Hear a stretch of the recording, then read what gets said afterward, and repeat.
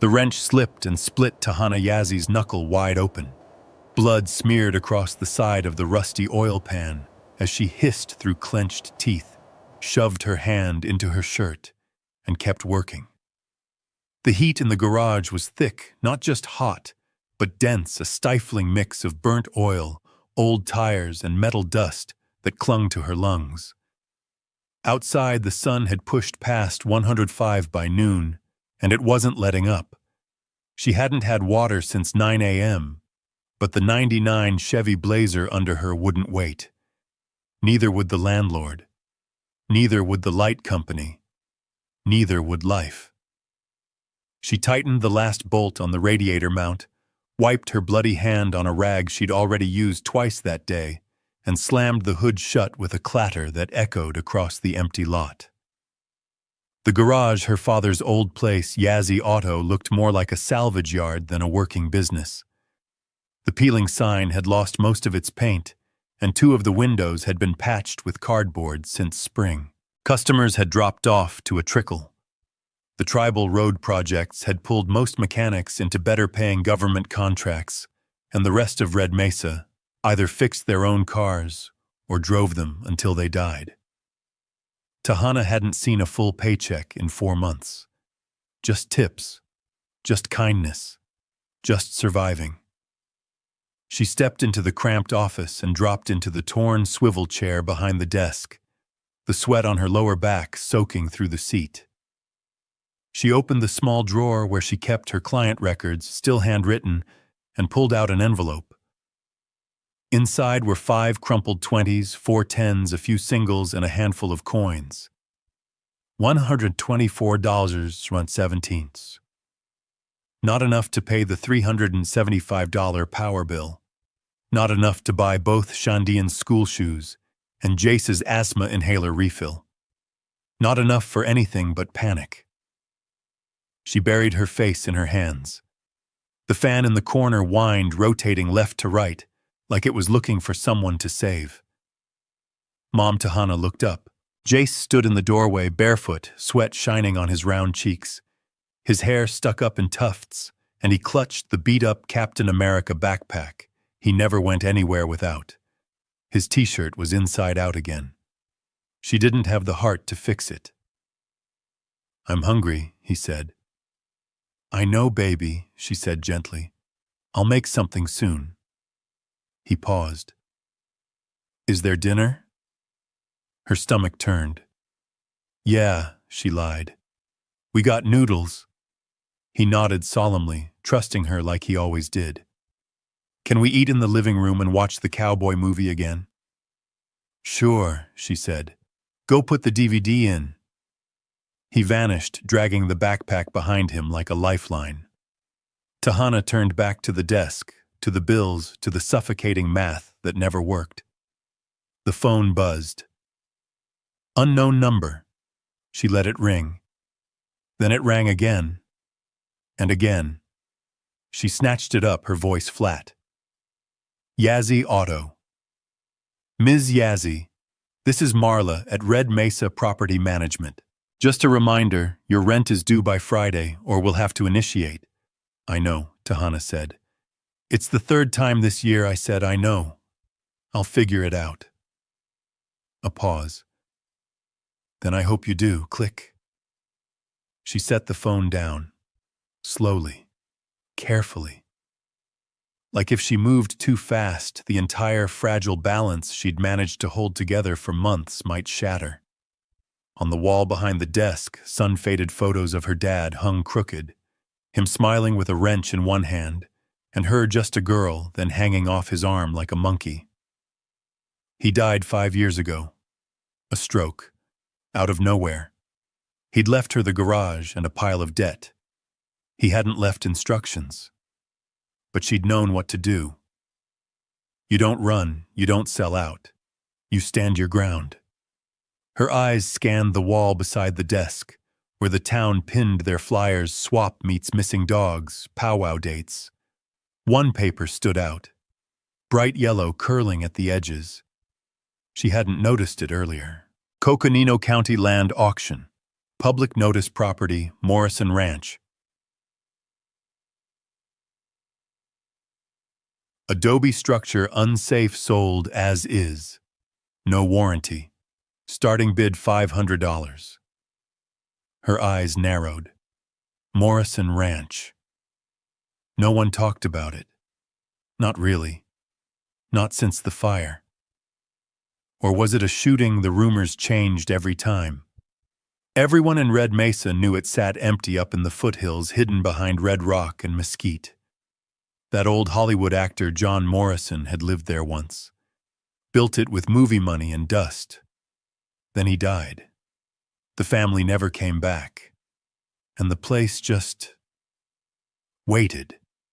She pulled the flyer down, studying it.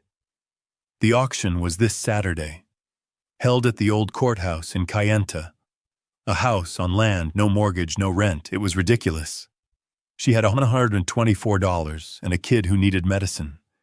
She couldn't even fix her own AC, let alone renovate a house in the middle of nowhere. But her hand didn't let go of the flyer. She stared out through the smudged window. The garage lot shimmered in the heat. Jace's backpack leaned against the bench where he'd dropped it. In the background, the tinny music of an old Western floated out from their second-hand DVD player inside. The kind of story where someone on the edge of everything finds just one reason to push back. The thought landed hard. Maybe it wasn't about being ready. Maybe it was about having nothing left to lose. Tahana folded the flyer slowly, carefully, and slipped it into her back pocket. The fan in the corner creaked on its swivel. Somewhere behind her, Jace laughed. A high, hopeful sound. She stood up, grabbed the rag, wiped the blood from her knuckle again, and walked toward the house, the heat pressing into her shoulders like the weight of a decision already made. Some doors ain't locked with keys. Some are locked with stories we forgot to finish. Ruby Nez. The bell above the door gave a lazy jingle as Tahana stepped into Nez trading post. The blast of cold air hit her skin like a mercy, chilling the sweat that clung to her back and neck. For a second, she just stood there blinking against the sudden contrast of heat and humming fluorescent lights. The place smelled like dust, jerky sage bundles, and faded candy, same as it always had. Behind the counter, Ruby Nez didn't look up from her ledger. Still keeping that truck alive, she asked, flipping a page with one long, ink-stained finger. Barely, Tahana replied. The radiator cracked like a dried-up tortilla. Ruby snorted. That thing's been dying since 2010. Maybe let it go. I would if I could afford to. That earned a glance. Ruby's eyes, sharp behind square glasses, flicked up and studied Tahana for a beat too long. The woman saw through most people, but she had a soft spot for those who didn't flinch. Tahana set the folded flyer on the counter. Ruby didn't touch it. What's that land auction notice? Tahana said. County's offloading the Morrison Ranch. Now Ruby looked. Her lips pressed into a thin line as she smoothed the paper out with the edge of her palm. Huh. That's all you got? Tahana asked. Huh. Ruby took her time reading each line like maybe something had changed since the last time she saw it. Finally, she looked up. You don't want that place. Why not? Ruby leaned in, resting her elbows on the counter. Her voice dropped to a near whisper. Because that property is off. Always has been. People don't just walk away from 15 acres with a house on it. That land's been abandoned nearly 40 years. You ever ask yourself why Tahana crossed her arms? Because the owner died. He did. But that's not why it stayed empty.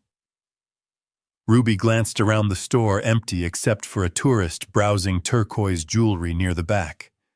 3 people tried to buy it over the years. One crashed his truck a week after closing. One went bankrupt trying to fix it.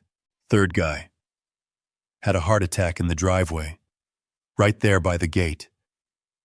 You believe that stuff? Tahana asked. I believe in respecting things I don't understand. That sounds like fear. Call it what you want. That house don't want to be lived in. Tahana leaned closer. Ruby, I'm not looking for ghost stories.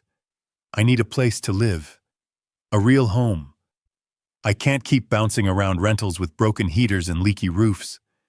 If I can buy that land for $500, it's a damn miracle. Ruby studied her again, tapping one long nail on the edge of the counter. You go up there, take someone with you.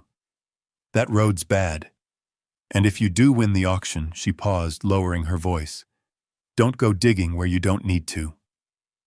Tahana gave a small shake of her head and turned to leave. Wait, Ruby called out. She reached under the counter and pulled out a little bag. Inside were 2 bundles of dried herbs bound in red twine. Sage and cedar, she said, holding them out. Burn them in the doorway before you step inside. Might not help, but it won't hurt. Tahana took them without a word, tucked them into her pocket, and stepped back into the sun. The rest of Red Mesa wasn't much more encouraging. At the tire shop, Old Man Davis laughed outright when she mentioned the ranch. You're gonna go poke around that place, Jesus girl. At the community center, Ms. Nataani gave her a long look before saying, if you feel something wrong up there, you get out. Some places carry grief like a sickness.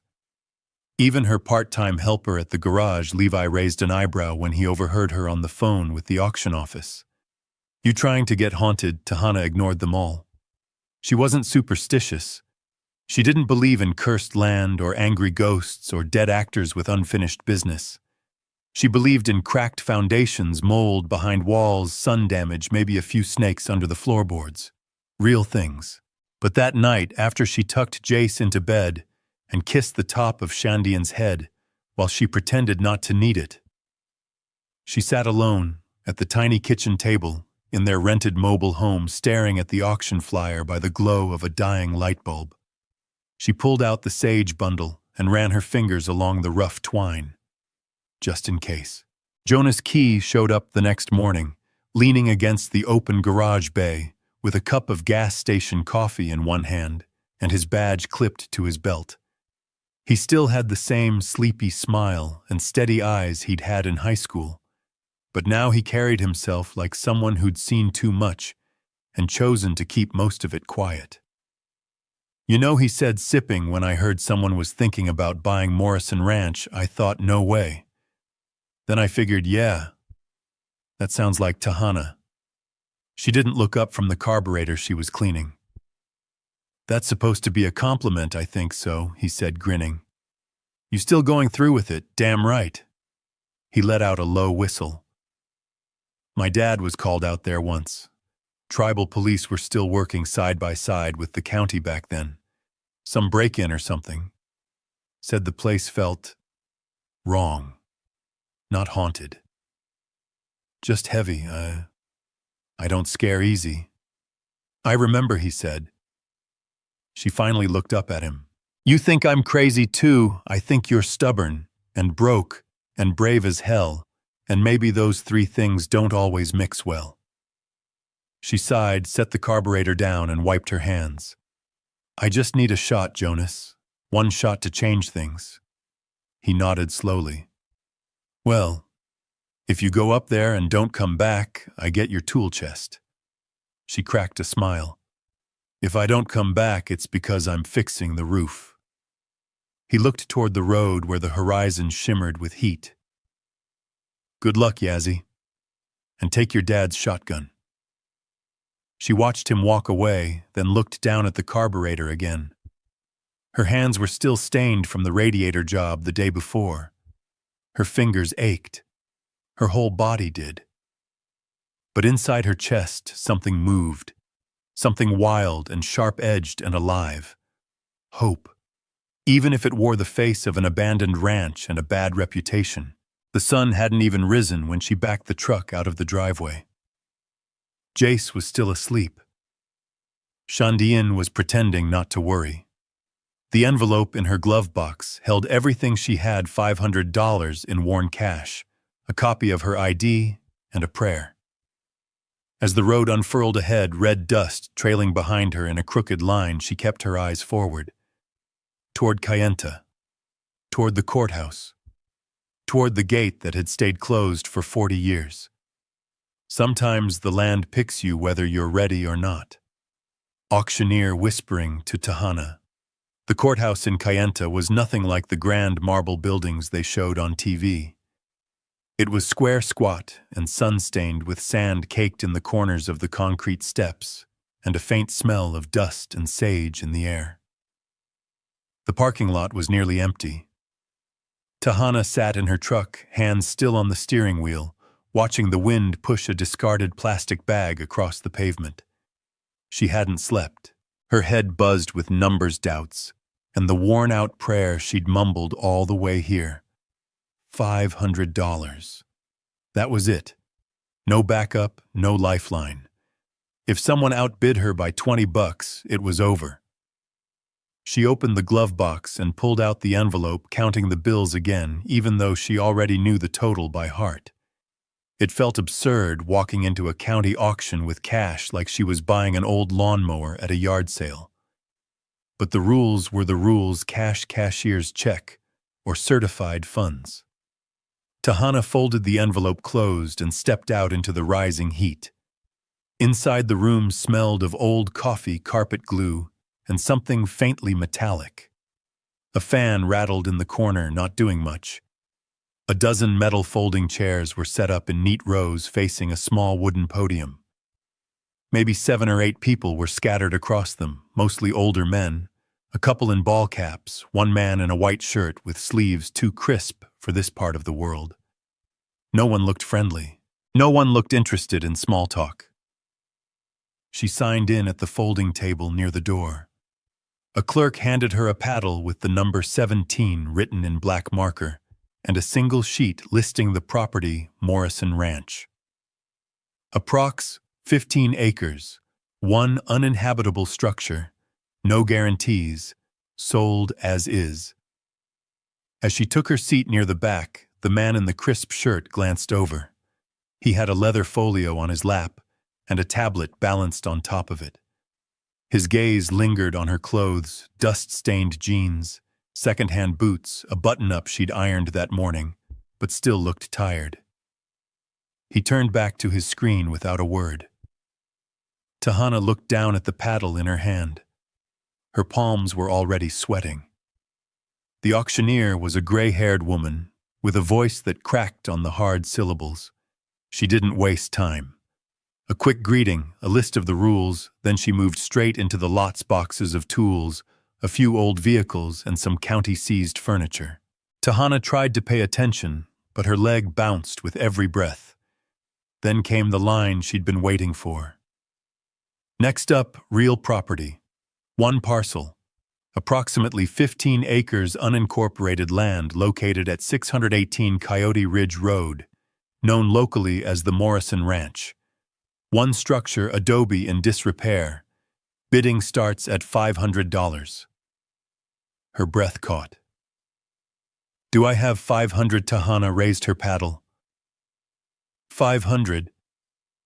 The auctioneer nodded. 500 from bidder 17. "Do I hear 6? Silence. The man with the tablet looked up, frowned, then flipped through a few pages in his folio. His jaw twitched. He didn't raise his paddle. Instead, he leaned back, crossed his arms, and stared at the ceiling. 500 going once. Tahana's grip tightened. Going twice. The room was still. The fans creaked. Sold to bidder 17. The gavel cracked the wooden podium. Tahana flinched. She didn't breathe until the auctioneer moved on. The clerk at the desk was all business. "You're assuming all liability. The county's not responsible for anything on the land, under the land, or inside the structure. You understand that I do. No utilities, no warranties, no promises. I know. Sign here." Tahana signed, 3 times, then handed over the envelope. The clerk counted the bills, silently handed her a receipt, and slid a thick manila envelope across the desk. "This has your deed copy, map, and keys. Official recording will happen in the next 30 days. But the land's yours now." Yours. The word hit her like a punch. She walked out of the courthouse with the envelope tucked under her arm, her boots clicking softly on the linoleum. Outside, the sun was higher, the heat already unbearable. But the light looked different now, brighter. She didn't drive straight home. Her body told her to, her mind screamed it, but something deeper, older, rooted in instinct pulled her north instead. The road to Coyote Ridge wasn't a road at all. It started as cracked asphalt, then turned to packed dirt, then gravel, then something barely better than a dry wash. Mesquite branches clawed at her side mirrors. The truck rattled with every dip and stone. Her arms ached from gripping the wheel. When she crested the last hill, the ranch came into view and everything stopped. It looked like a ruin carved from the earth. The house was long and low-built in the traditional adobe style, or what remained of it was. One side of the roof sagged like a broken rib cage. The porch had half collapsed. The white plaster had long since worn away in places, revealing the sun-baked brown clay beneath. Windows were broken or missing. A shutter hung sideways, creaking in the wind. And still it was beautiful, even in decay. Behind it the land stretched wide and wild. Red mesas, sagebrush, sky so big it made her dizzy. Tahana parked the truck and stepped out. The silence pressed against her ears. No cars, no neighbors, just the wind and the occasional caw of a raven somewhere in the distance. She walked up to the house, stepping over fallen boards and weeds. The front door leaned open like it had been waiting. Inside, the air was stale and thick with dust. Light filtered in through broken glass and holes in the roof. Her boots echoed on cracked tile. The living room had a stone fireplace that nearly took her breath away. Handmade real rock, the kind no one built anymore. The ceiling beams were thick and dark, still solid. She moved slowly room to room, kitchen with rusted appliances, bedrooms with collapsed ceilings, bathrooms that hadn't seen water in decades. Everything was broken. But it was hers. She stepped back outside, brushing cobwebs from her hair. The breeze hit her face. She felt like crying, or laughing, or both. She turned back toward the house, looking at it again from the outside. There was something there, beneath the ruin, beneath the decades of silence. It was waiting. She reached into her pocket and pulled out the sage bundle Ruby had given her. She struck a match and held it to the dried leaves, then waved the smoke around the doorframe, whispering the words her grandmother used to say. A prayer for protection, a prayer for entry, a prayer for whatever might still be listening. She stepped back, let the smoke drift into the house, and watched as it curled in the air like it was reading the bones of the place. Then she looked down, at the porch, at the boards. One of them near the front step was newer than the others. Not recently replaced, but different, like it had been moved. Reset. Tahana crouched, brushed aside the dust, and felt with her fingers. There. A seam. Her heart skipped. She pulled out her pocket knife and wedged it under the edge of the board. It moved. She pried it up, revealing something underneath. A recessed section. A trap door. She stared, frozen. The wind picked up, whistling through the porch rails. She reached forward and grasped the metal ring set into the door, and pulled. The house breathed like it had lungs buried under the floor. Tahana. The trapdoor groaned as it opened, the old hinges moaning like a wounded animal. Dust spiraled up from the darkness below, thick and dry, catching in Tahana's throat. She coughed, waving it away with her arm as she leaned closer, peering into the opening. Beneath the warped wood, a narrow staircase descended into darkness. Not cement, not plywood. stone, hand-carved by the look of it. The walls were red rock, raw and uneven, with old pick marks still visible in the sides. The air wafting up was cool, damp, and smelled like thyme. Her flashlight, an old mag light from the truck, flickered to life. She tested the first step with her boot. Solid. Then the next. Slowly, carefully, she made her way down. The temperature dropped with every foot. The light caught spider webs stretched between exposed beams. She passed through a narrow tunnel and into a room carved deep into the rock, maybe 15 feet across, low ceiling, the floor smooth and worn from use. And there it was, set into the far wall like a tombstone, a vault door. Round, metallic, massive. Thick steel reinforced with heavy rivets, a wheel-shaped handle in the center. The logo stamped above it was faded but legible: Mosler Safe Co., Hamilton, Ohio. She blinked. What the hell was a high-security vault doing under an old adobe ranch? She stepped closer slowly, her footsteps echoing off the stone. The safe didn't look like something you'd find in a house. It looked like something designed to outlive the man who built it. There was no keypad, no card reader, just an old-school dial and the massive steel handle. Tahana reached out, ran her fingers along the cold surface. The metal vibrated faintly under her touch, like it held back more than just air. She swallowed. What were you hiding, Morrison? There were no clues, no sticky notes, no numbers scratched into the walls. Just silence. Heavy and waiting. She backed away slowly, the beam of her flashlight sweeping across the stone floor. There were no boxes, no shelves, no signs of furniture or old tools. Just the safe, the walls, and a single chair tucked in the corner, covered in a white sheet, now gray with time. She didn't sit. She climbed the stairs again, stepping into the brightness of the porch, like she'd surfaced from underwater. Her skin prickled as the warmth returned.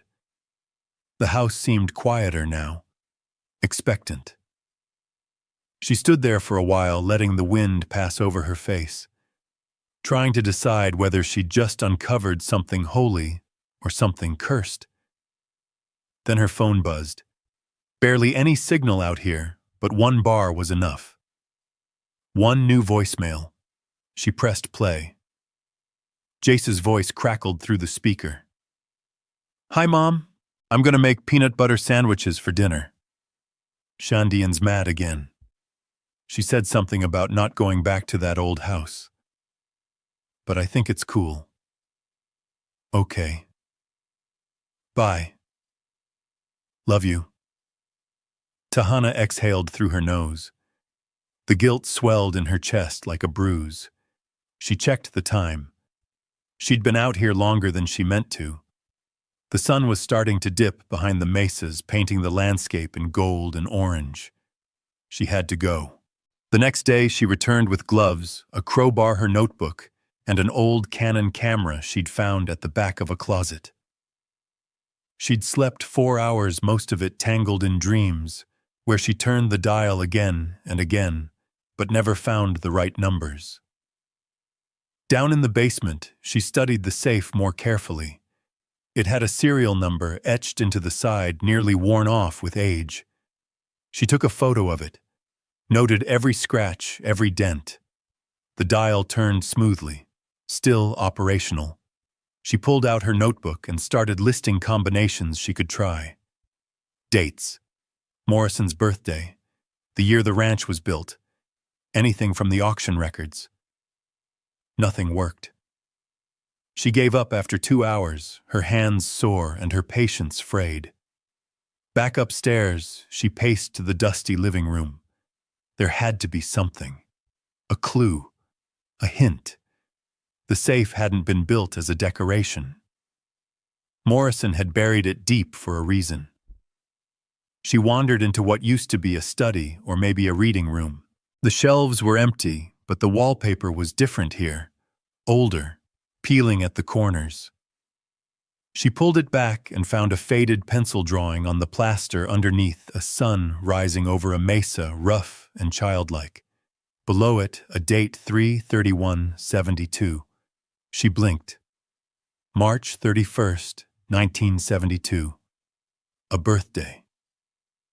She scribbled it down, heart racing. It was something, a start. Then she searched the rest of the house. Every board, every floor tile that looked off. She found an old trunk in a bedroom closet, but it was empty except for some brittle leather scraps and a rusted horseshoe. She took photos of everything. She needed time to sort through it all. At home that night, the kids barely spoke. Shandian kept her headphones in, and Jace clung to her side. "Is it really our house now?" he asked. Tahana nodded. "It is." He smiled and leaned his head against her arm. Shandian didn't smile. "So what's the plan?" "Move us into a haunted wreck. It's not haunted."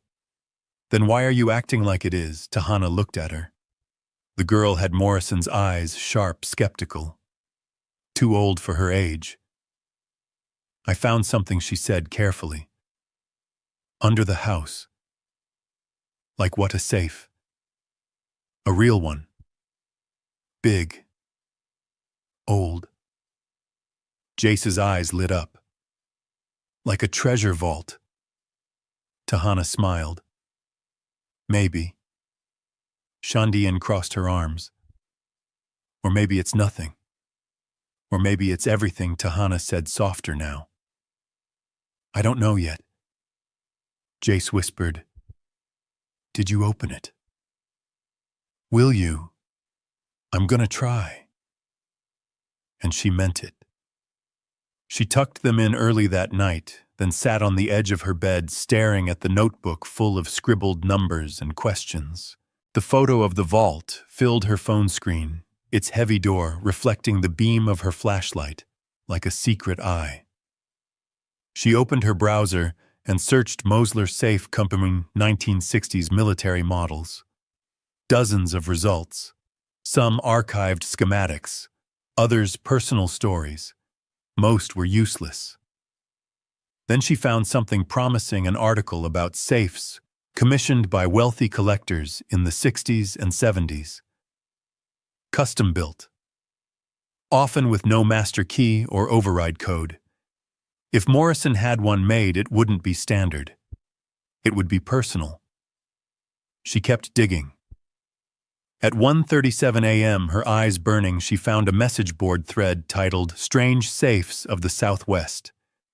A user named @GoldRushGhost had posted pictures from a property in Texas vault, in stone, same Mosler model, same engraving.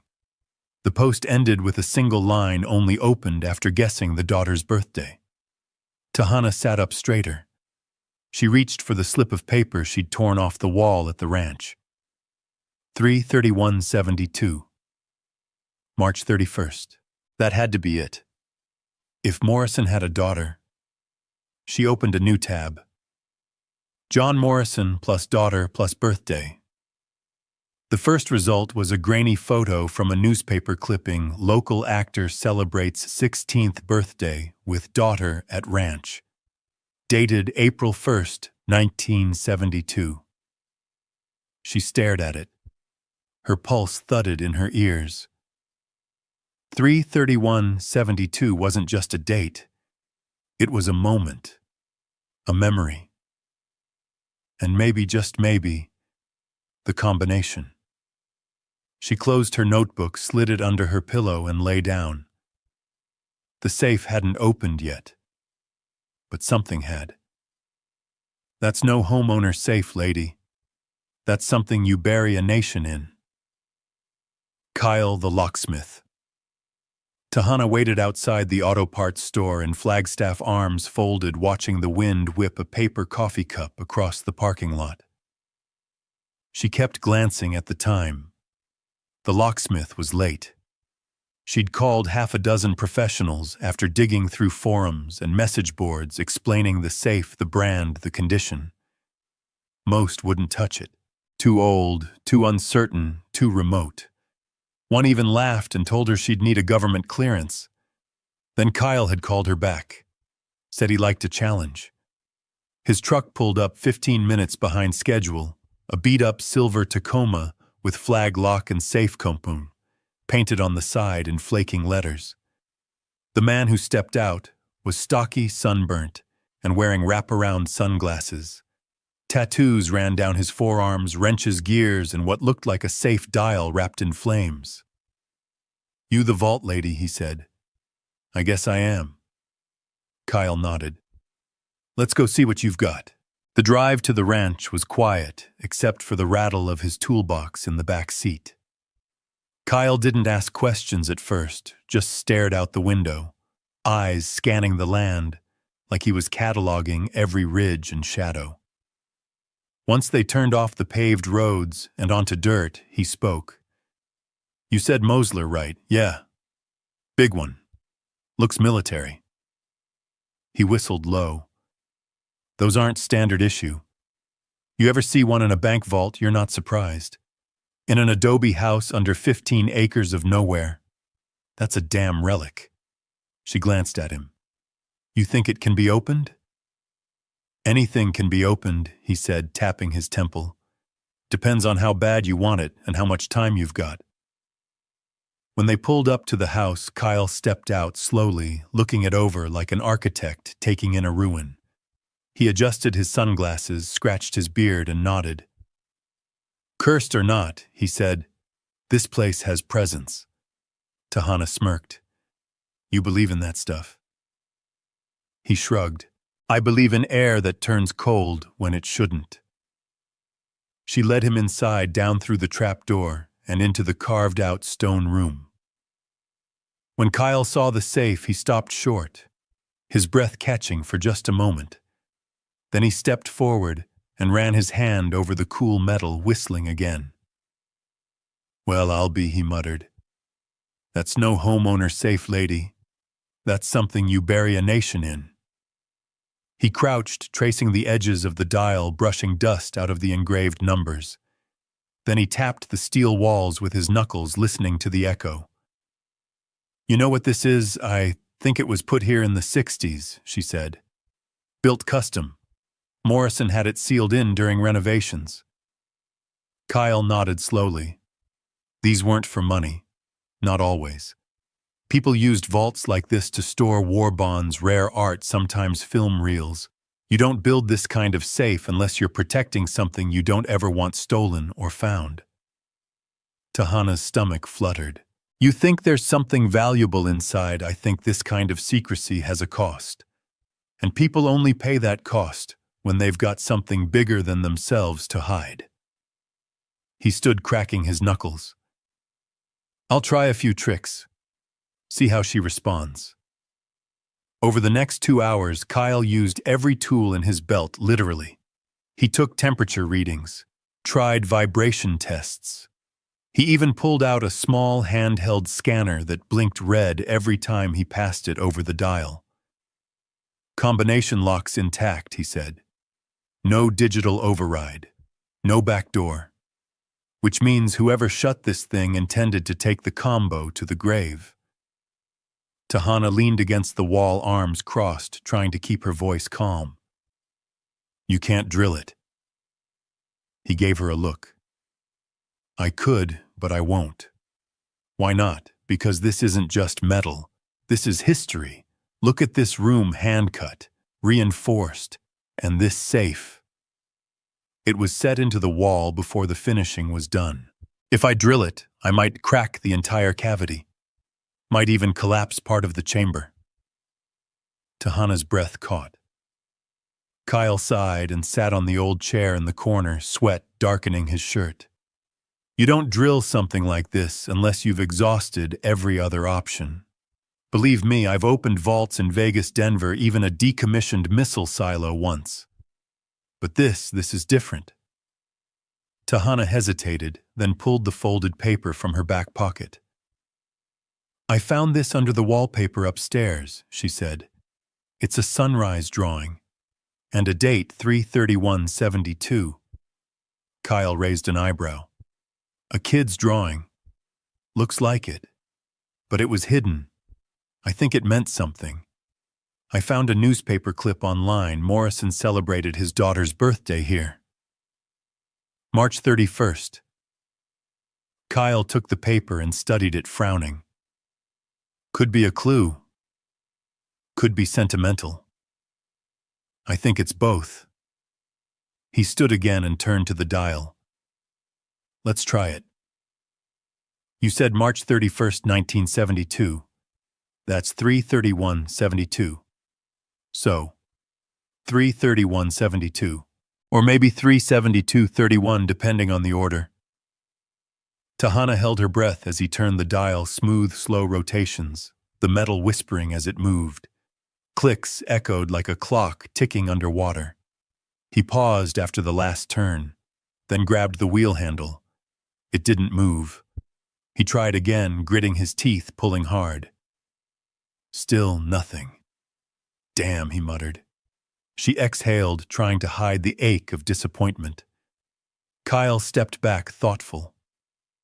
Might not be the right combination. Or, it is, and the locking mechanism's jammed. Could be rusted. Could be pressure locked. He wiped his hands on a rag. I'll leave you with a warning, Yazzie. This safe is no weekend project.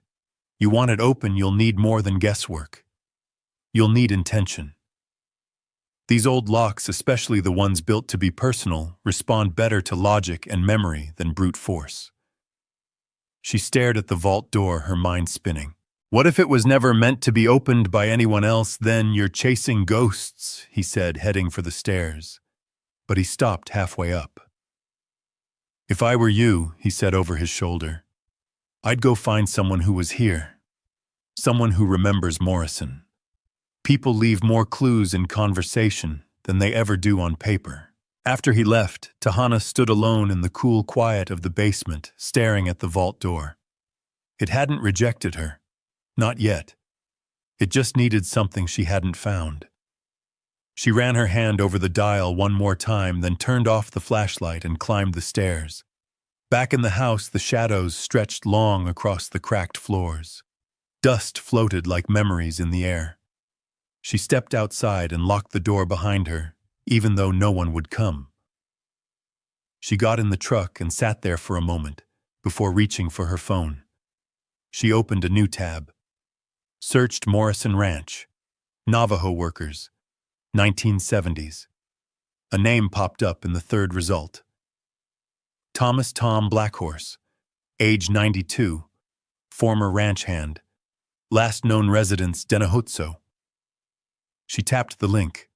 A photo loaded black and white, worn with age, a man standing beside a young John Morrison, both of them leaning against a rail fence, arms crossed.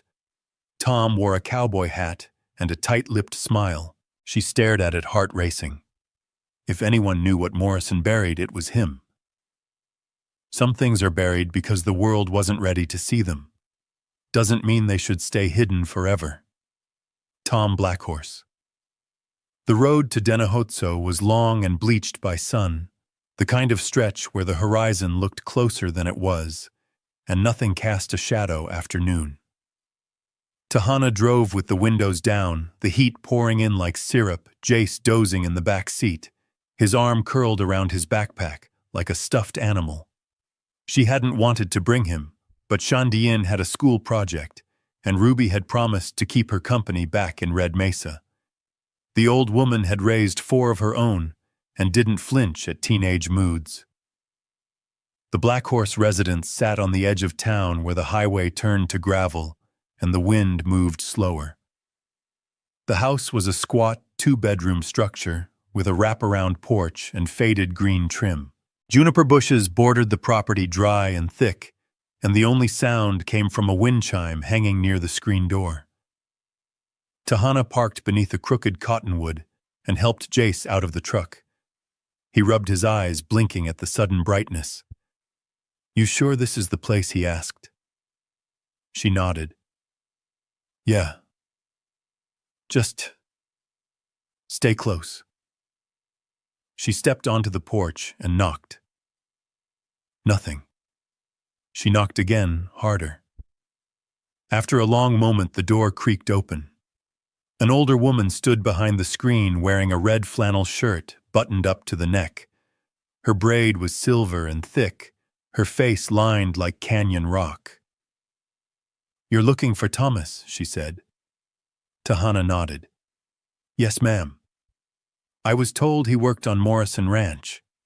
I have some questions." The woman studied her for a moment, then opened the screen and stepped aside. "Come in. He's on the back porch." Tahana nudged Jace ahead of her and stepped into the cool dimness of the home. The floor creaked with every step.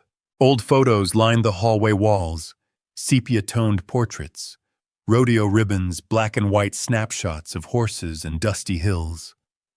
The smell of cedar and old tobacco hung in the air like a memory. Out back, under the shade of a wide awning, Tom Blackhorse sat in a wooden chair, one leg propped up on a stool, a blanket over his knees.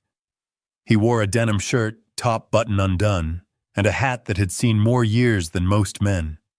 His eyes, cloudy but still sharp, tracked them as they approached. "You Morrison's kin?" he asked. "No," Tahana said. "My name's Tahana Yazzie. I bought the ranch." That made him sit forward, the wood creaking beneath him. "You bought it?" he asked. "The whole place, county auction. It was abandoned." Tom chuckled dry and low. "Ain't that the truth?" "I found something," she said. "Something under the house." He stared at her, silent. "A vault," she continued, "built into the rock. Big, military grade." Tom looked away toward the horizon, where the mesas burned orange in the distance. His hands resting on the blanket tensed. "I remember," he said quietly. "Helped pour the foundation. Didn't know what we were building until it was too late to ask." "What was it for?" He didn't answer right away. A wind stirred the dust outside, lifting the edge of the blanket on his knees. "Morrison was a good man, mostly," Tom said finally, "but secretive. Always kept two lives running. One for the public, one for himself. Said it was safer that way." "Safer from what?" "From people who didn't want the truth out, and from people who'd do anything to bury it deeper." Tahana shifted. "What truth?" Tom took a long breath, as if gathering decades of memory into something manageable. "There was a summer," he said. 1971, we had guests up there.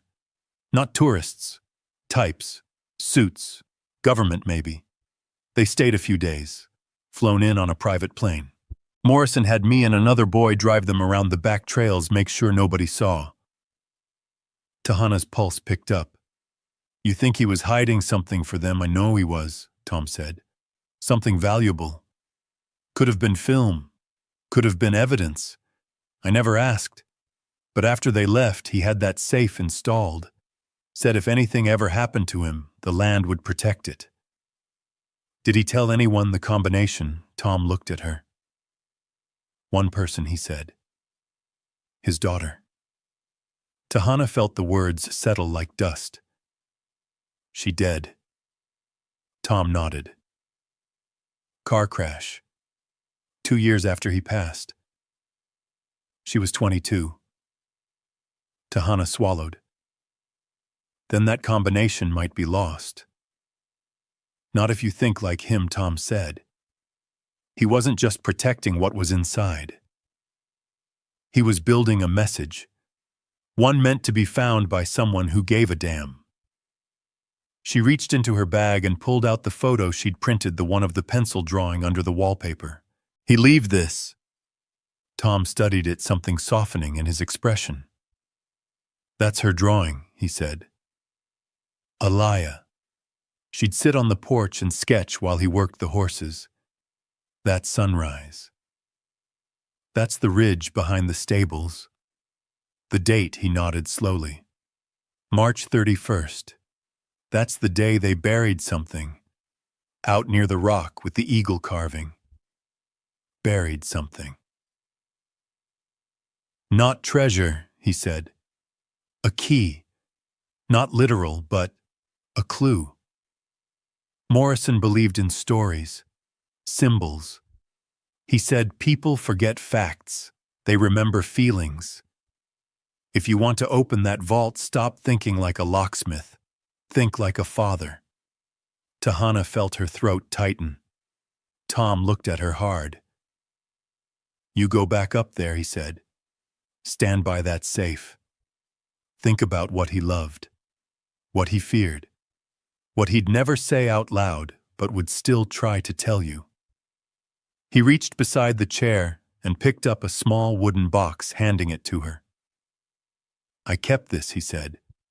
Didn't know why. Maybe I do now. Inside was a cassette tape, written in faded ink to Aliyah for your 16th birthday. I don't have a tape player, she said. Tom smiled. Then go find one. She stood, her mind racing. Jace tugged at her sleeve. Is it treasure? She smiled at him, then looked back at Tom. It might be. Back in the truck, Jace buckled himself in, while Tahana stared at the tape in her hand. It felt heavier than it should have. What's on it? He asked. Something her dad wanted her to hear, she said. Maybe the last thing he left behind. She turned the ignition, heart pounding. The wind stirred the dust behind them as she pulled onto the road, heading back toward Red Mesa, toward the past, and whatever Morrison had tried so hard to keep safe. Truth don't hide itself in steel. It hides in voices, in what people meant to say but never did. Ruby Nez. The tape felt like it buzzed in Tahana's hand the whole way home. Every bump in the road seemed louder. Every silence stretched too long. Jace had fallen asleep again, his head pressed against the window, but her mind stayed sharp, tense, chasing thoughts down a hallway of locked doors. By the time she pulled into Red Mesa, the sky was slipping into evening. She didn't go home. She drove straight to Nez Trading Post. Ruby was inside sorting old paperback books onto a wire rack, her glasses low on her nose. She looked up when the bell jingled. I need a tape player, Tahana said without preamble. Ruby raised an eyebrow. That's urgent, Tahana held up the cassette. This belonged to Aliyah Morrison. Birthday gift. From her father. Ruby froze, her eyes sharpening. Slowly, she set the book down. Come with me.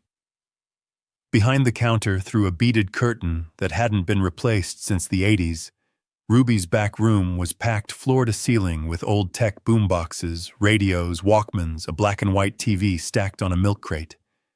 It smelled like cedar oil and static. Ruby dug through a cardboard box labeled tapes plus old crap and pulled out a dusty gray cassette deck. She blew across it, wiped it on her shirt, and plugged it into the wall. A low whine hummed through the speakers. Still works, she muttered. Mostly. Tahana set the tape in her hands, trembling slightly. Click. She pressed play. At first there was nothing. Then a crackle. A pop. And finally a voice, deep, warm, and ragged at the edges like worn leather. Aliyah girl, the voice said. If you're hearing this, I guess I'm not around to ruin the surprise in person. Happy birthday, baby. Tahana stepped back. Ruby leaned against a shelf, arms crossed. I thought about writing this all down, Morrison's voice continued. But paper can be burned. And this is just for you. The voice cracked a little. You remember that trail we used to ride, the one that wrapped around Coyote Ridge and dropped behind the stables? That place where the rocks looked like wolves sleeping in the sun? Tahana froze. I hid something there, Morrison said. Not treasure. Not really. But something worth more than money. You'll know it when you see it. And if you ever need to open the vault, If things get real bad and you're the only one left, the combination is the day you took your first ride without me. Click. The tape stopped. Tahana's hands went cold. "That's it?" Ruby asked. Tahana nodded. "That's it." Ruby walked over and pressed rewind.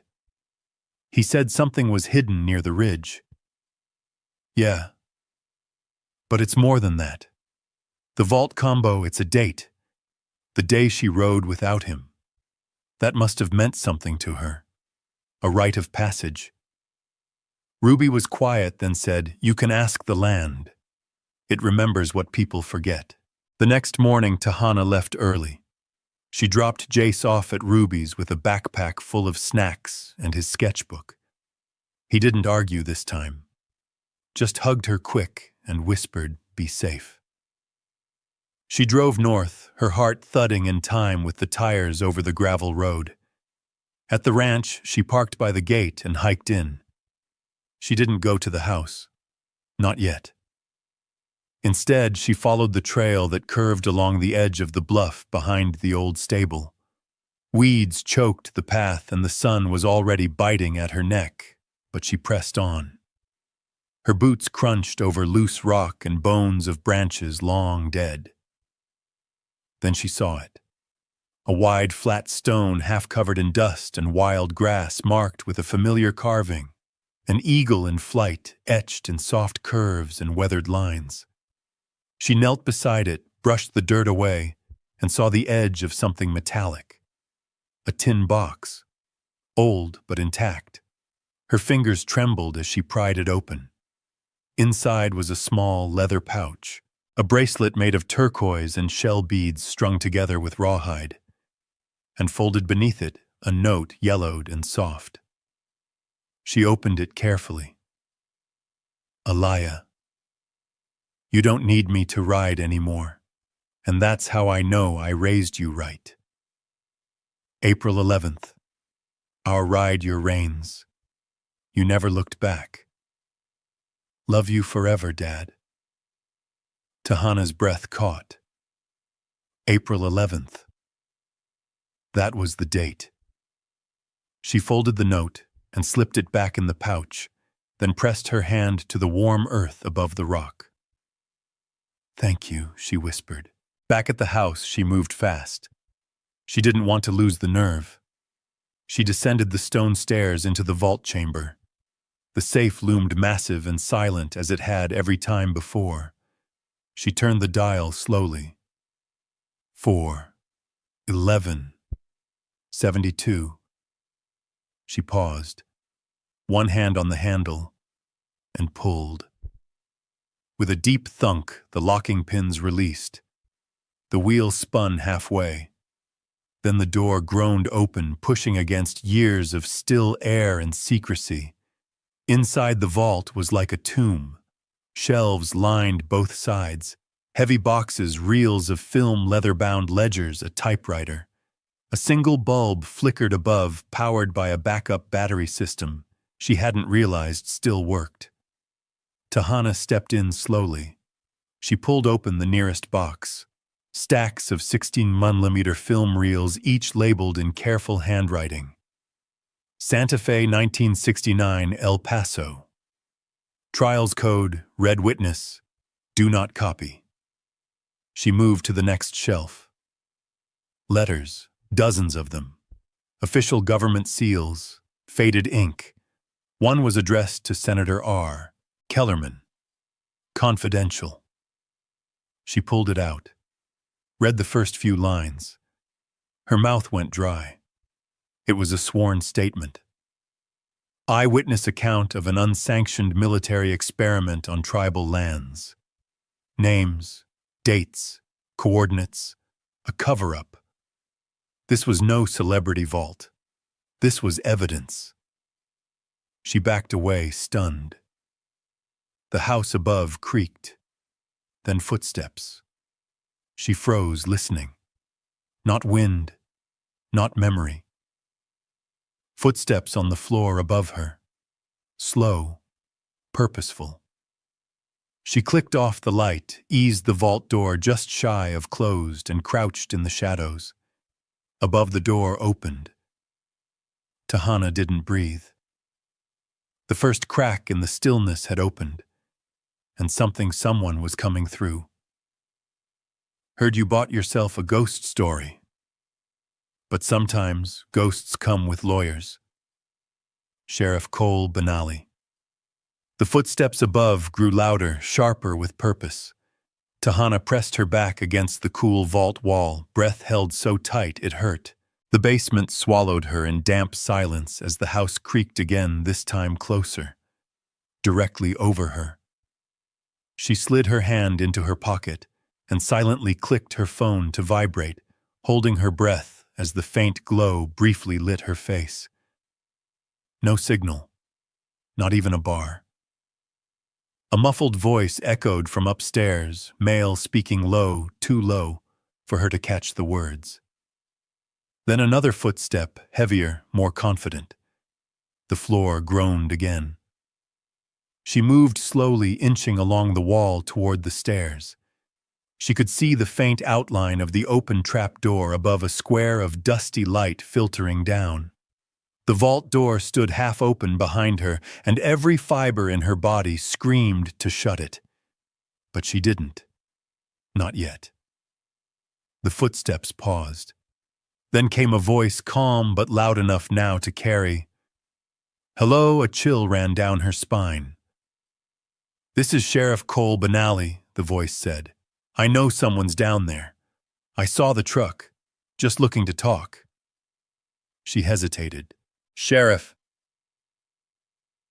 She didn't remember seeing a cruiser. I'm coming down, he said. She quickly stepped away from the wall, heart pounding, and met him halfway down the stairs. Cole Benally appeared in full uniform, wide-brimmed hat, casting a shadow over his eyes, badge dull with wear, but real. He raised his hands, palms out, as if not to spook her. You scared the hell out of me, she said, voice low and strained. Sorry about that. I knocked twice. Saw the door open. Thought maybe you got hurt. He nodded toward the trap door. Place like this wouldn't take much. Tahana stepped aside, still catching her breath. Mind telling me why you're really here? Benally glanced behind her. His eyes lingered on the edge of the vault door just long enough to make her stomach tighten. We got a call, he said slowly. From a lawyer out in Flagstaff. Says he represents the Morrison estate. Estate. It was abandoned. He shrugged. That's what the county thought too. But this guy Wesley Hall, big firm, says the property was never legally signed over. Claims Morrison's will designated the land as a trust. That's not what the auction documents said. Benally didn't argue. He looked tired, maybe even sympathetic. I believe you. Doesn't mean it won't get messy. She crossed her arms. So why are you here? They asked me to check on the situation. I told them it wasn't my job to enforce civil claims, but they're leaning heavy. Like this is more than just old land. It is, she said before she could stop herself. Benally's eyes narrowed slightly. I'm not here to take anything, he said. But if you're into something, dangerous or sensitive, I need to know. Not for the lawyers, for you. Tahana didn't answer. He looked toward the vault again. You open that. She nodded once. What's inside, I don't think I should say. Benally studied her for a long moment. Then slowly, he stepped backward up the stairs. You've got my number, he said. Use it if someone shows up unannounced.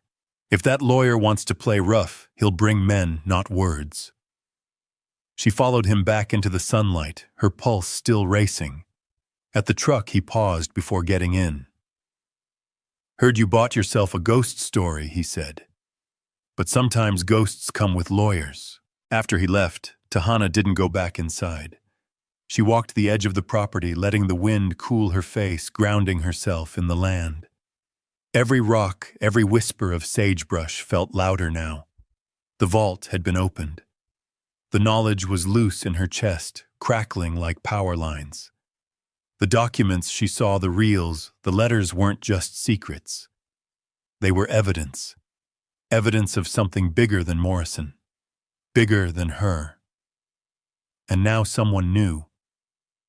Her phone buzzed, startling her. A new voicemail. Unknown number. She played it. A man's voice, clipped and professional. Ms. Yazzie. My name is Wesley Hall. I represent the legal interests of the Morrison Family Trust. I am requesting that you immediately cease all access to the property pending review of ownership status. I'll be arriving in person within 72 hours.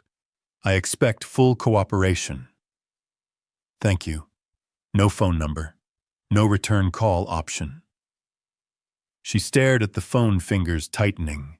That night, after she made it back to Red Mesa and got the kids tucked in, she locked her bedroom door, sat at the kitchen table, and laid everything out. The photos she'd taken inside the vault, the note from Aliyah, the tape, her journal, and one envelope she hadn't opened yet marked Cinema Private Archive. She opened it now. Inside were stills, grainy photos, likely frame grabs from one of the reels. Images of men in military uniforms standing in front of trucks with no license plates. One showed a burial site.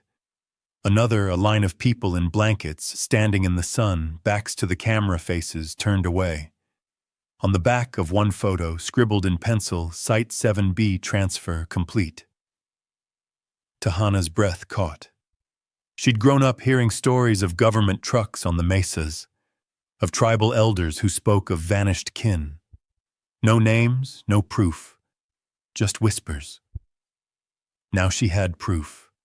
If even one reel in that vault backed up these photos, the impact could be seismic. She turned to a blank page in her notebook and wrote, Morrison knew. Aliyah may have tried to protect it. Trust or not, this was hidden for a reason. Do I release it? Do I even have the right? Her hand hovered over the last question. The kids' laughter echoed faintly from their room. In the morning, the wind came strong and early. Clouds gathered over the Chuska Mountains in a way that made Ruby squint toward the horizon when Tahana stepped into the trading post. I heard, Ruby said without looking up from the counter. Heard what Cole stopped by.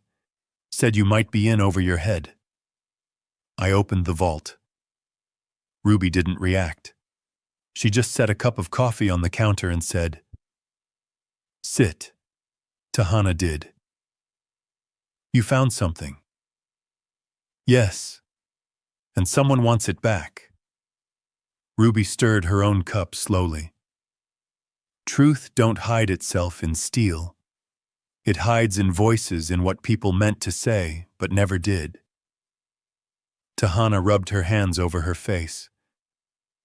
I don't know if I'm protecting history or stealing it. That man buried it for a reason.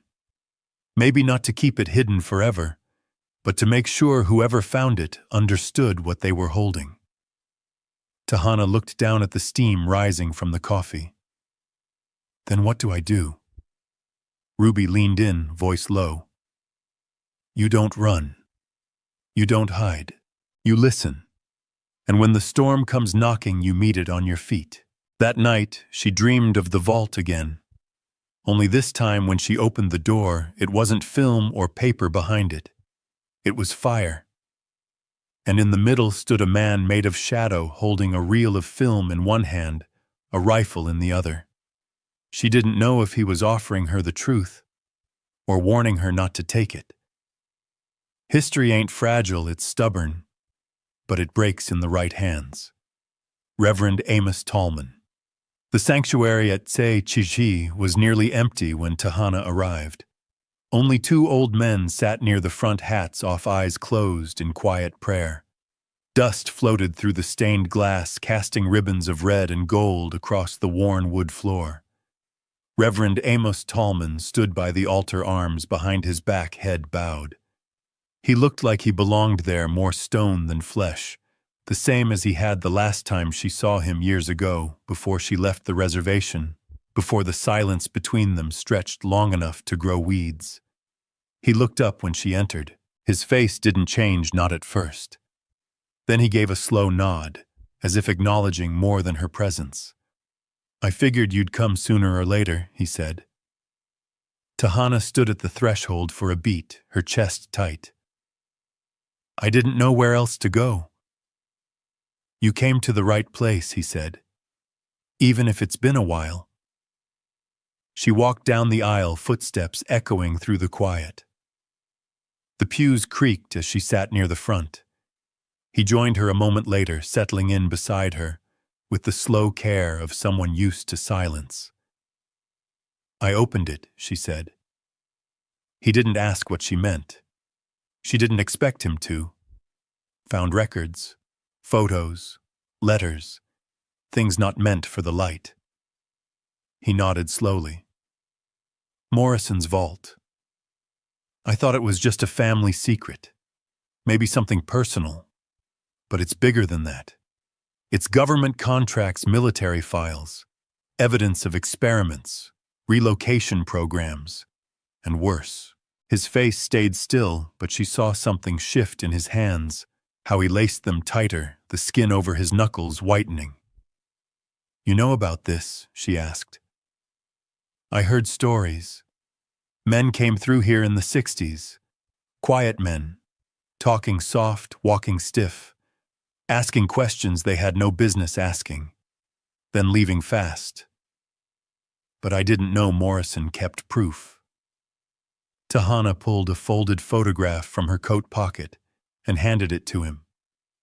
The one marked Site 7B. He stared at it long and hard. His voice was thin when he spoke. "That's the old burn site, east of Black Rock Crossing. They buried something there, or someone." They sat in silence for a moment. "Why would he keep this?" she asked. "Why not burn it, or send it to a paper?" Reverend Tallman exhaled. Morrison was a complicated man. His name opened doors, but it also chained him. I think he wanted the truth to survive him, just not destroy him while he was alive. She looked down at her hands. "There's a lawyer come in. Claims the trust still owns the land. They want it all back." "Of course they do. They think I'm some thief who stumbled into gold." "Maybe you are," he said gently, "but not in the way they mean." She looked at him. "What do I do with it?" He turned toward her. "That depends on what you believe truth is for." She waited. He reached over, placed the photo on the pew between them. "History ain't fragile, it's stubborn, but it breaks in the right hands. Your job ain't to protect the safe, it's to protect the people it was hiding." Tahana nodded slowly. "Then I need help." He smiled finally. "Now that, child, is the first thing you've said today that sounds like the woman I remember." By midday, the church hall had 5 people gathered. Reverend Tallman, Ruby Nez, Tom Blackhorse, a retired DNA journalist named Elena Yazzie, and Tahana. She laid out the evidence on the folding tables. Photos, letters, film reels, the cassette. A growing truth made tangible. Elena moved slowly, her cane tapping against the wood floor, but her eyes were sharp behind thick glasses. She picked up the letter addressed to Senator Kellerman and read it through twice. "This isn't just a local matter," she said. "These names, they're national. Some of these programs never made it to public record." "I figured as much," Tahana said. Ruby, arms crossed, added, "You need to decide how public this is going to get. You go to the media, you better have more than dusty film. You better have testimony." Tom nodded once. "There are still people who remember, but they'll be scared." "They always are," said Reverend Tallman, "until they're not." Elena turned to Tahana. If you want to leak it, I can make calls. I still know people in Santa Fe and Phoenix. Maybe even one or two in LA. I don't want this turned into spectacle, Tahana said. It's not a conspiracy theory. It's real. It affected lives. That's why it needs to come from here, Ruby said. From the people it happened to. Otherwise they'll twist it. Make it about Morrison. Or make it political. Tahana leaned against the table, overwhelmed. What if I do this wrong? She asked. Tallman looked at her with kind, heavy eyes. Then you try again. But you don't bury it. That night she returned to the ranch one more time. Alone. She unlocked the house, stepped into the cold hallway, and descended into the vault. The air down there smelled older now, as if opening it had let time back in. She stood inside, flashlight sweeping across the contents. Everything still in place. But this time she knew what she was looking for. She pulled the reel labeled Code Red Witness. Do not copy, opened the case and found a note tucked inside Alaya. If it ever comes to this, don't be afraid. Let the light see what it must, Dad. Her hands shook. She packed the reel into a padded case, along with the letters, the tapes. She left the rest sealed for now. Too much at once and the story would get lost. Outside, the wind had picked up again, whipping dust across the empty yard. She locked the door behind her. As she walked to her truck, headlights flashed down the ridge road. A black SUV, no license plate. It stopped behind her, engine running. Two men stepped out. Suits, one holding a small briefcase, the other holding nothing at all. One of them smiled tightly. Ms. Yazzie, the first, said, "We'd like to talk about what you found." She didn't smile back. "You're late," she said, and she didn't move an inch. Silence is just another kind of lie when it's paid for. Elaine Yazzie. The man with the briefcase smelled like expensive cologne and stale ambition. He introduced himself as Mr. Carr. The other didn't speak, just stood slightly behind, hands folded, eyes scanning the yard like he was already counting security risks. Mr. Carr smiled crisp and rehearsed. "Ms. Yazzie, I'm here on behalf of the Morrison Family Trust. We'd like to resolve this matter quickly and discreetly." Tahana stood with her back to the truck, the wind tugging strands of hair across her eyes. She didn't return the smile. "You're trespassing," she said. "Technically, the land ownership is under review, but we're not here to argue. We're here to offer clarity and compensation." He opened the briefcase with a soft click. Inside was a manila envelope and a small stack of legal documents. He held the envelope out. A non-disclosure agreement. Standard. In exchange, the trust is prepared to offer $2 million for the immediate return of any physical property found on site. No questions asked. No legal follow-up. Tahana didn't take the envelope. "You're admitting there's something worth hiding." "I'm admitting nothing," Carr said smoothly. "I'm offering you peace, a future for your kids, no noise, no headlines." The silent one stepped forward just slightly. Not threatening, just a reminder. Tahana held his stare, then turned to Carr again. "And if I say no," his smile didn't break, "then we drag this through court. You'll lose the land, the house, the vault, everything. And your name will be tied to theft, illegal possession of federal property, obstruction. So you do know what's inside."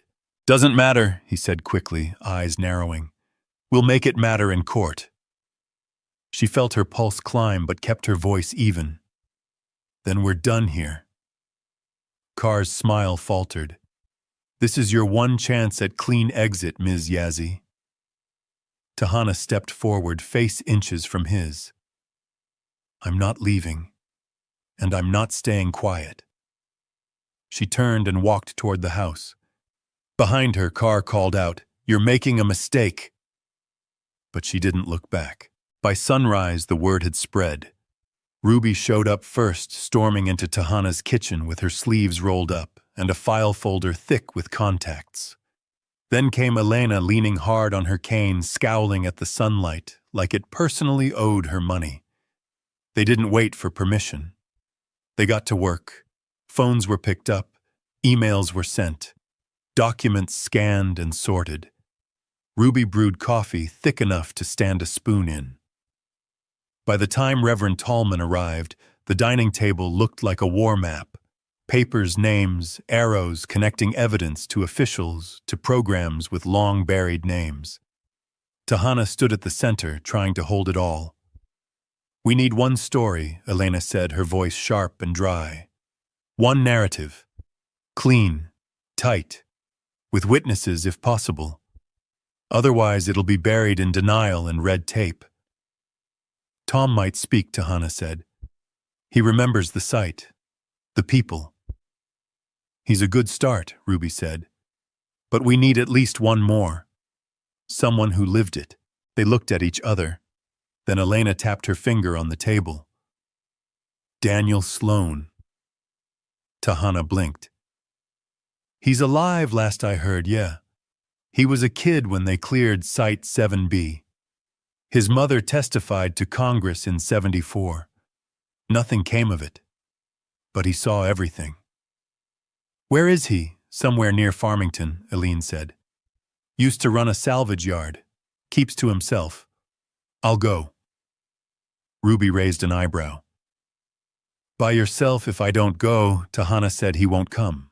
The road to Farmington was dry and flat, and long enough to question your own name.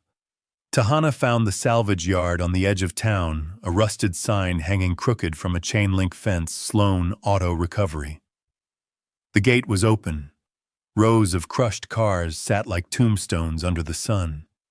She parked near the office, a shack with peeling green paint and an old dog asleep in the shade.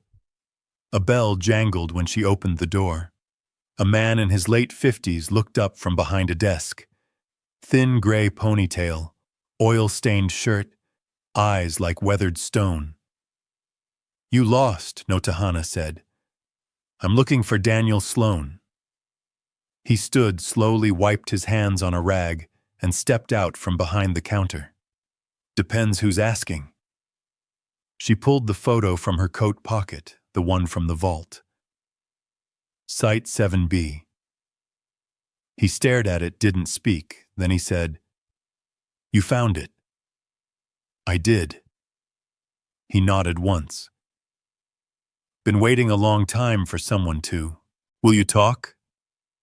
He looked around the office, out toward the silent wrecks, and said, "Let's go for a drive." They drove in silence for nearly 30 minutes before he spoke again. "I was 9. They came in the middle of the night. Told my mother we had to leave emergency water testing, they said. We never came back." He gripped the steering wheel tighter. "They buried what they didn't want to explain. I saw trucks, tents, white men taking boxes into the ground. I never told anyone. Not after they came around a second time. They threatened you." He nodded.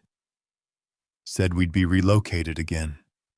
Said I'd never see my mother if I opened my mouth.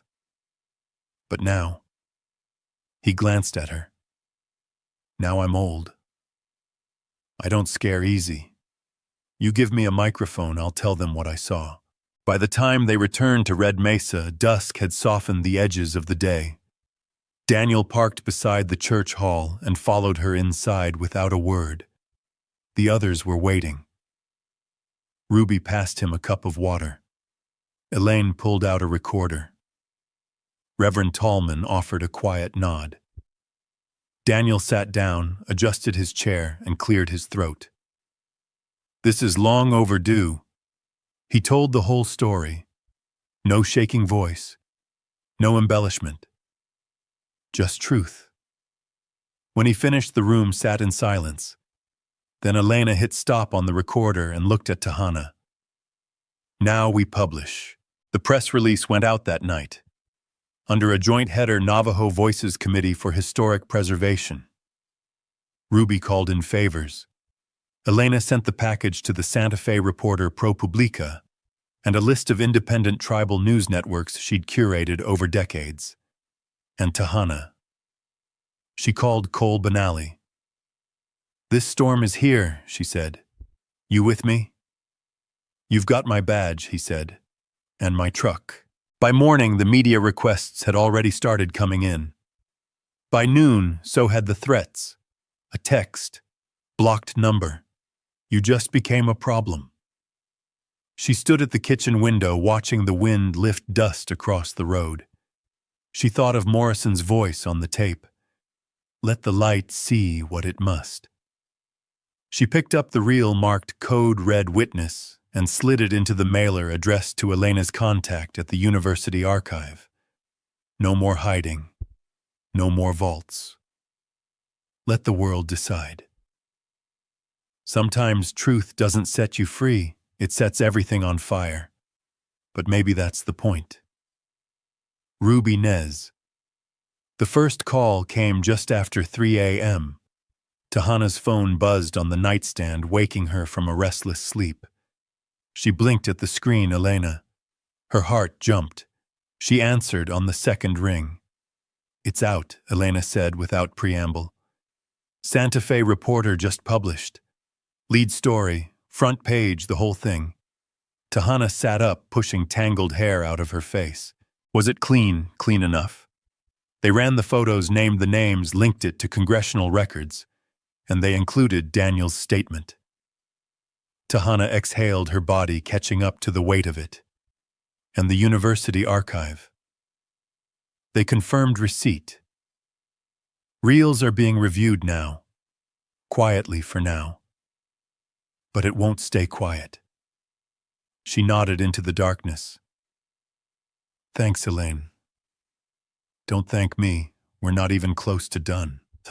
By morning it had begun. Emails flooded in, reporters, activists, historians, tribal elders. Requests for comment. Demands for interviews. Some were supportive. Some were threats thinly veiled as legal notices. Some were offers. But most were questions. Tahana kept her responses brief, factual, calm. She let Elena and Ruby handle the heavy lifting. But even as the storm of attention grew, so did the silence on the ground. The ranch felt watched. Not overtly, not yet, but the way the wind seemed to pause before crossing the yard. The subtle presence of tire tracks on the outer trail. The hollow ring of a missed call from an unknown number. Then the car showed up. A silver sedan parked across the road just after sunset, lights off. 2 figures inside. They didn't get out. Didn't approach. Just sat. Watching. Jace noticed first. He pressed his face to the window, then turned to her.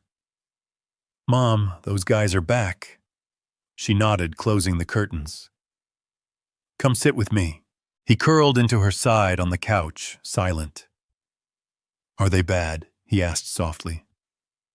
"I don't know," she said, "but I won't let them hurt us." Later that night, Ruby came to stay. She arrived with a duffel bag, a revolver in her waistband, and her old army boots already laced up. "They're gonna push now," she said, setting down a roll of thermal blankets. "You embarrassed the wrong kind of people." Tahana didn't argue. "Got a shotgun by the door." Ruby continued. "And if they cut the power, I've got a generator in the truck. You expecting a siege, I'm expecting men who've gotten away with silence for 50 years. That kind don't take kindly to being exposed." Tahana stared out the darkened window. The sedan was gone now, but the stillness outside didn't feel safe. It felt like a held breath. The next morning, Reverend Tallman arrived, face grim. "Benally got suspended," he said. "State Sheriff's Office says he overstepped jurisdictional boundaries. They're calling him compromised." Tahana swore under her breath. He was the only badge who gave a damn. He still does, Tallman said. But they want him quiet. They're making him choose between his job and this fight. Then we make the noise louder than they can bury. Elaine arranged a press conference. Ruby called it a Circle of Fire strategy force public accountability by placing the story in as many hands as possible. Make it radioactive. Make it too big to silence. The meeting was held at the Tribal Community Center. Fold-out chairs, a borrowed podium, 36 attendees, and at least 24 more watching online. Daniel Sloan sat beside Tahana, his hands steady. Elena opened the session with a brief summary, then let Daniel speak. He didn't raise his voice. He didn't cry. He just told the truth. About the night they came. The trucks. The ground that swallowed whatever they didn't want found. His mother's silence. The years of fear. And now finally the vault that opened what was never supposed to see light. After him, Tahana stepped forward. She spoke of finding the house, the drawing, the safe, the voices left behind. Of Morrison complicated, secretive, and maybe just as scared. And she ended with a warning. I'm not here to burn anyone, she said. But I won't be part of burying this again. If you care about truth, now's the time to say so, before someone else decides you're easier silent. The applause came slow, but it came. Outside, a television crew waited, and another unmarked SUV had parked along the far fence line. The next night, someone cut the power. It happened just before midnight.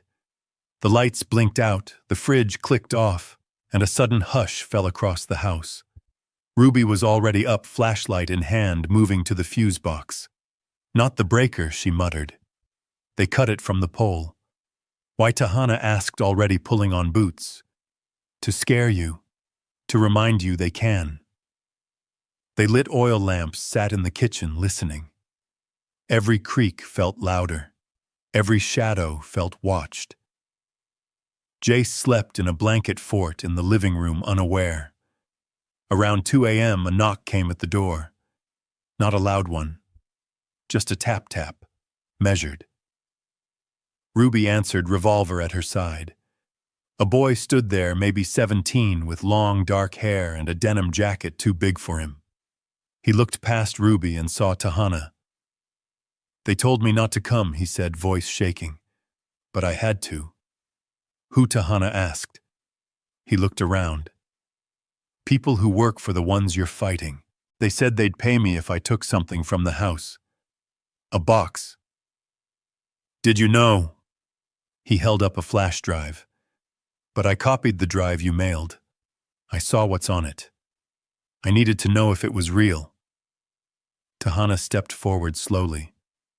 And now I want to help, he said. My grandfather was at Site 7B.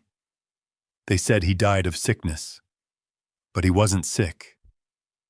She took the flash drive from his hand. What's your name, David Begay? She nodded. Come inside. By morning, David had given them more names. Other families. Other memories. A web of buried pain quietly passed down through generations. Ruby called it a reckoning. Maybe it's not about winning a case, she said. Maybe it's about making damn sure they don't forget. Tahana stood at the edge of her porch, watching the first rays of sun catch on the metal roof of the vault entrance. She could feel it, the turn. They weren't hiding